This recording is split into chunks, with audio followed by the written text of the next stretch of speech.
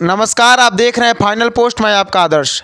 आज जदयू की प्रदेश कार्यकारिणी की बैठक हो रही है। इस बैठक में नीतीश कुमार खुद मौजूद हैं और इस बैठक से खबर सामने आ रही है कि आने वाले विधानसभा का चुनाव जदयू नीतीश कुमार के नेतृत्व में ही लड़ेगा।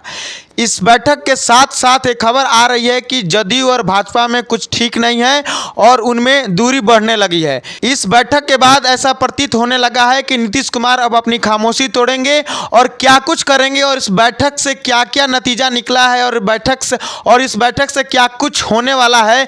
आइए इस पे हमारे साथ चर्चा करने के लिए मौजूद है हमारे एडिटर पुरुषोत्तम कुमार। स्वागत है पुरुषोत्तम आपका। धन्यवाद आदर्श आपका। पुरुषोत्तम, आज प्रदेश कार्यकारिणी की बैठक है जिसमें नीतीश कुमार खुद मौजूद है और इसमें यह निर्णय लिया गया है कि आने वाले विधानसभा का चुनाव नीतीश कुमार के नेतृत्व में जदयू लड़ेगी। और इसके साथ साथ बहुत सारे सवाल भी उठने लगे हैं कि जदयू और भाजपा में दूरी बढ़ गई है। तो क्या आने वाले समय में नीतीश कुमार फिर से इंडी अलायंस में वापस जा रहे हैं? आज जो प्रदेश कार्यकारिणी की बैठक की बात हो रही है, उस बैठक में एक चीज़ जो देखने को मिला है कि उस बैठक से ललन सिंह गायब है। जी, ललन सिंह काफ़ी दिनों से गायब हैं। प्रदेश कार्यकारिणी की जो बैठक है, प्रदेश कार्यकारिणी वो सदस्य भी हैं उस कार्यकारिणी के, उस कमेटी के मेंबर भी हैं, लेकिन ललन सिंह इस बैठक से गायब हैं। ये एक अलग एजेंडा है कि भाई ललन सिंह क्यों गायब है। दूसरी तरफ नीतीश कुमार मौजूद हैं, संजय झा मौजूद हैं, विजय चौधरी मौजूद हैं। आपने बिल्कुल सही कहा कि इस बैठक से ये चीज़ तो सामने निकल कर के आ रही है कि भाजपा और जदयू के बीच अब दूरी बढ़ती हुई दिखाई दे रही है। तनाव जो हम लोग शुरू से चर्चा कर रहे थे वो अब झलकने लगा है, वो अब दिखने लगा है। जो अंदर था वो बाहर दिखने लगा है। देखिए, जब भी नीतीश कुमार की चुप्पी की तो इतने दिनों से बात हो रही है, लेकिन जब बिहार पॉलिटिक्स में कुछ आपने देखा होगा, अशोक चौधरी ने एक कविता क्या लिख दिया, आनंद फानन में अशोक चौधरी को बुलाया गया। उसके बाद अशोक चौधरी को महत्वपूर्ण पद, प्रमोशन मिल गया। अशोक चौधरी से नाराजगी की बात सामने आ रही थी। आनंद फानन में अशोक चौधरी मिलने पहुंचे, मालूम चला कि फटकार लगाई गई, डांट लगाई गई, बहुत सारी चीज़ें सामने निकल करके आई। इसी बीच ये बैठक हो रही है कल कैमूर में, और आज भी जम्मा खान नीतीश कुमार के अल्पसंख्यक कल्याण मंत्री हैं, उन्होंने एक बड़ा दाव सामने लाया है। बड़ा राजनीति में जो पेच होता है, उस पेच को उन्होंने फिर से उसमें चाबी देने का काम किया है उसको, और ये बड़ा दाव ये लाया है, उन्होंने साफ तौर पे मीडिया के सामने कह दिया है कि नीतीश कुमार पीएम मटेरियल हैं। नीतीश कुमार को प्रधानमंत्री बनना चाहिए। नीतीश कुमार अगर प्रधानमंत्री बनते हैं तो विपक्ष भी उनका समर्थन देगी। परिवारवाद किसी तरह का नहीं है, नीतीश कुमार के ऊपर किसी तरह का दाग नहीं है, तो नीतीश कुमार को प्रधानमंत्री बनना चाहिए।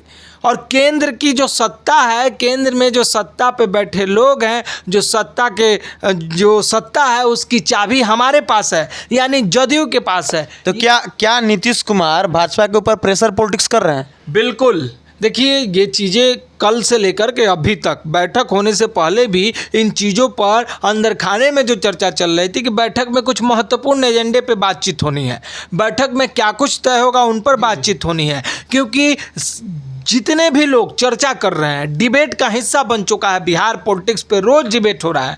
उस डिबेट में एक ही बात निकल करके सामने आ रहा है, नीतीश कुमार चुप हैं, प्रशांत किशोर भाजपा के बी टीम है, यही दो चीज़ें निकल करके सामने आ रहे हैं। तो नीतीश कुमार चुप हैं। तो नीतीश कुमार के बारे में जो लोग जानता है वो ये भी जानता है कि नीतीश कुमार अपने बाद में बोलते हैं, पहले उनके पार्टी के लोग बोलना शुरू करते हैं। तो अगर जम्मा खान ने इस तरह का बयान दिया है कि नीतीश कुमार को प्रधानमंत्री बनना चाहिए, बनाना चाहिए, उनका विपक्ष भी सपोर्ट करेगी अगर वो प्रधानमंत्री बनते हैं, तो नीतीश कुमार को जम्मा खान को अशोक चौधरी की तरह आनंद फानन में क्यों नहीं बुलाया गया है?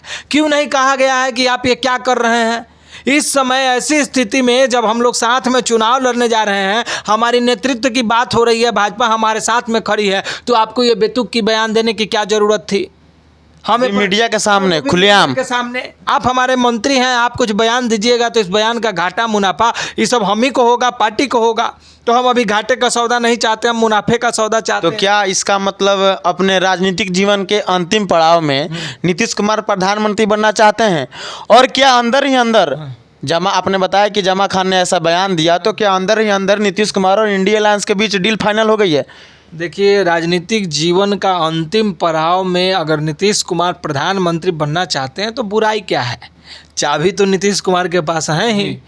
ये सभी लोग जानते हैं, पूरा इंडियन पॉलिटिक्स से जुड़े जितने भी बड़े नेता हैं आज के डेट में, और जितने बड़े बड़े भी ज्ञानी वक्ता लोग बैठे हैं, ये सभी लोग जानते हैं कि केंद्र की सत्ता की चाबी नीतीश कुमार के पॉकेट में है। मतलब इंडिया अलायंस से डील फाइनल हो गई। डजंट मैटर कि चंद्रबाबू नायडू भी एक हिस्सा हैं। सबको ये लगता है कि नीतीश कुमार अगर हमारे साथ आ गए तो चंद्रबाबू नायडू आएंगे ही आएंगे, क्योंकि नीतीश कुमार ही एक वो कड़ी हैं, नीतीश कुमार ही एक वो लीडर हैं, नीतीश कुमार के अंदर ही वो विजन है, नीतीश कुमार ही वो एकमात्र व्यक्ति हैं जो नरेंद्र मोदी के पैरेलल में खड़ा होकर नरेंद्र मोदी को कोई चैलेंज कर सकता है। ये सारे लोग जानते हैं और ये बात नीतीश कुमार भी जानते हैं। तो अगर चाबी अपने पास है, यानी जदयू के पास है, नीतीश कुमार के पास है, और नीतीश कुमार जिस तरह आपने बोला प्रेशर पॉलिटिक्स कर रहे हैं, इंडिया गठबंधन में वापस आ जाएंगे, तो जो चीज़ें चल रही हैं बिहार पॉलिटिक्स में, इसमें कोई दो राय नहीं है कि नीतीश कुमार की चुप्पी टूटेगी और नीतीश कुमार एक अहम फैसला लेंगे, फिर से चाचा भतीजे की जोड़ी बनेगी, फिर से चुनाव लड़ेंगे, साथ में इंडिया अलायंस का हिस्सा हो जाएंगे। जो आप सीक्रेट डील की बात कर रहे हैं कि क्या कोई सीक्रेट डील हुआ है इंडिया गठबंधन के साथ में, तो देखिए इंडिया गठबंधन का नींव रखने वाले ही नीतीश कुमार हैं। जी पहली बैठक से लेकर के और सारी चीज़ें नीतीश कुमार के नेतृत्व में हुई हैं। तो ऐसी स्थिति में नीतीश कुमार को जो चाहिए कांग्रेस देने को तैयार है। अंदर खाने में ये बात चल रही थी कि लालू यादव को कहा गया है नीतीश कुमार को मनाइए, वापस लाइए। 5 साल बहुत ज़्यादा समय होता है, 5 साल तक रुकना ठीक नहीं होगा, सरकार को बीच में तोड़नी होगी। आरएसएस और भाजपा के बीच में भी खटपट चल रही है। 75 वर्ष बाद प्रेशर क्रिएट किया जा रहा है कि आपको इस्तीफा देना पड़ेगा। इसी बीच नितिन गडकरी का एक चेहरा उभरता हुआ आ रहा है। तो नितिन गडकरी अगर प्रधानमंत्री नरेंद्र मोदी की जगह पर आकर के एस्टेब्लिश हो जाते हैं तो फिर भाजपा का एक नया जीवन शुरू हो जाएगा। 10-15 साल फिर भाजपा केंद्र के सरकार में बनी रहेगी। तो ये सारे लोग बैठ के आकलन करने वाले कर रहे हैं, ये सारे लोग इन चीज़ों को समझ रहे हैं। ऐसी स्थिति में नीतीश कुमार का इंडिया अलायंस के आना जरूरी, मजबूरी सब कुछ है इंडिया अलायंस का, और नीतीश कुमार को भी ज़रूरत है। नीतीश कुमार इंडिया अलायंस के साथ में आते हैं, आरजेडी के साथ मिलकर के चाचा भतीजा, और कांग्रेस साथ में, कांग्रेस स्टेपनी की तरह हमेशा पीछे रहती है। तो ये सब लोग मिलकर के, जो लेफ्टिस्ट के दल हैं, ये सब लोग मिलकर के अगर चुनाव लड़ते हैं तो चुनाव का रिजल्ट ही कुछ और होगा। प्रशांत किशोर की रणनीति काम नहीं करेगी। ये चीज़ें तो सब लोग मान रहे हैं ना। एक सैचुरेटेड वोट बैंक जिनका है, जो जिन वोट बैंक पर काबिल हैं, जो वोट बैंक उनके पास है, अपने दम पर है, माई समीकरण का वोट हो, दलित का वोट हो, महिलाओं का वोट हो, कुर्मी का वोट हो, अनुसूचित जनजाति का वोट हो, अति पिछड़ा का वोट हो, दलित का वोट हो, ये सब वोट किसके पास है? ये वोट नीतीश कुमार के पास है, ये तेजस्वी यादव के पास है, ये वोट कुछ कांग्रेस के पास में है, कुछ लेफ्टिस्ट के जो दल हैं उनके पास में है। तो ऐसी स्थिति में नीतीश कुमार अगर फिर से आते हैं इंडिया अलायंस के साथ तो बिहार में सरकार बनेगी ही बनेगी। इसका हार्मफुल इफेक्ट आपको अन्य राज्यों में भी दिखना पड़ेगा और केंद्र में तो दिखेगा ही दिखेगा। मतलब नीतीश कुमार अब अपना पूरा मन बना लिए हैं कि इंडिया अलायंस में वापस जाएंगे, क्योंकि उनको कोई वजह चाहिए भाजपा से दूर जाने के लिए। अभी अभी उनके जदयू के कई नेता पोस्टर लेकर प्रोटेस्ट कर रहे हैं कि नीतीश कुमार को भारत रत्न मिलनी चाहिए। बिल्कुल। तो क्या ऐसे करके भाजपा पे प्रेशर करके कि दिखाना चाहते हैं कि आपने ये मेरी मांग पूरी नहीं की, इसलिए मैंने आपका साथ छोड़ रहा हूँ? देखिए, ये एकमात्र मांग नहीं है भारत रत्न नीतीश कुमार को मिले, ऐसे बहुत सारे मांग हैं। आपने ऐसे पिछले नीतीश कुमार ने जो मांग किए केंद्र नेतृत्व ने उसको पूरा किया है, पूरा नहीं करके इनडायरेक्ट रूप से किया है, उनको खुश किया है। लेकिन भारत रत्न मांग ये तो बहुत बड़ी मांग है। देखिए, इस मांग पर जो उप मुख्यमंत्री हैं विजय कुमार सिन्हा ने भी बयान दिया है। उन्होंने कहा है कि बिल्कुल जो लोग बेदाग छवि के हैं उनको मिलना चाहिए। कर्पूरी ठाकुर और एक और नेता थे, उनकी प्रतिमा बनाने की बात, और कैलाशपति मिश्र की बात, उनको मिलने की बात है। वो इस बयान से, उनके बयान को आप देखिएगा तो वो बचते हुए आए हैं, वो इससे निकलते हुए आए हैं कि कोई भी मांग सकता है भारत रत्न की मांग। लेकिन ये है क्या? ये प्रेशर पॉलिटिक्स का जीता जागता एग्जाम्पल है। नीतीश कुमार को भारत रत्न चाहिए तो भाई नीतीश कुमार के नेता पब्लिक डोमेन में प्रेस के सामने ये बात क्यों कर रहे हैं? जी, ये तो अंदर खाने में डील हो जानी चाहिए। संजय झा कार्यकारिणी के अध्यक्ष हैं, वो डायरेक्ट अमित शाह और नरेंद्र मोदी से बात करेंगे ना। दिल्ली में अगर बनने रख लिए नीतीश कुमार अभी कंधा का काम कर रहे हैं। हाँ। अगर अंदर अंदर बात हो सकती थी ये बातें ललन सिंह उनके पार्टी में हैं, संजय झा हैं, ये लोग दिल्ली से जुड़े हुए लोग हैं, ये लोग दिल्ली में अपनी बातों को रखते हैं, जदयू की बातों को रखते हैं, बिहार की बातों को रखते हैं नीतीश कुमार की तरफ से। तो ये तो अंदर खाने में हो जानी चाहिए कि नीतीश जी को अब की बार आपको देना है भारत रत्न, कोई बड़ी बात नहीं है। बस यही क्या मायने हैं पब्लिक मायने में इस बयान को देने का? मायने विशेष राज्य का दर्जा मांगा, नहीं मिला, विशेष पैकेज मिला। 9वीं अनुसूची में जातीय जनगणना को शामिल करने की बात हुई, अभी तक कोई बात इस पर नहीं हुआ। वक्फ बोर्ड वाली बातें हुई, उसमें भी आप देखिए उठा पटक हुआ।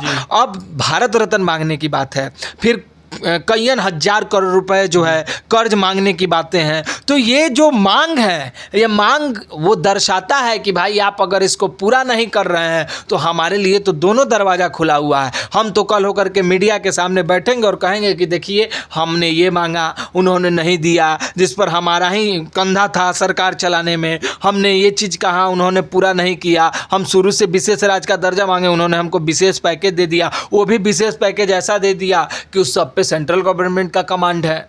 सिर्फ जल संसाधन विभाग का कुछ हजार करोड़ रुपए छोड़ करके सब पर सेंट्रल बोर्ड का गवर्नमेंट का कमांड है। तो ऐसी स्थिति में नीतीश कुमार की जो मांग है ये दर्शा रहा है कि आने वाले विधानसभा चुनाव में कुछ तो खटपट होंगी। अंत समय में वही होगा, फिर से चाचा भतीजा हो सकता है बिहार विधानसभा का चुनाव साथ में लड़ेंगे और सारा धड़ा का धड़ा समीकरण रह जाएगा, कुछ नहीं होगा। फिर से नीतीश कुमार कुर्सी पर बैठेंगे और फिर से 5 साल नीतीश कुमार मुख्यमंत्री रहेंगे। ये जो मैं अभी तक का एनालिसिस है उससे ऑब्जर्व करने के बाद ये बात बोल रहा हूं। बहुत धन्यवाद सर आपका। जैसे कि आप देख रहे थे इस बैठक में क्या क्या हुआ और क्या क्या निर्णय लिया गया है, आने वाले समय में नीतीश कुमार क्या कुछ कर रहे हैं, नीतीश कुमार अपनी चुप्पी तोड़ रहे हैं तो कैसे तोड़ रहे हैं और किस इंडिया अलायंस में वापस जा रहे हैं या नहीं जा रहे हैं। बने रहिए हमारे साथ, देखते रहिए फाइनल पोस्ट। बहुत बहुत धन्यवाद।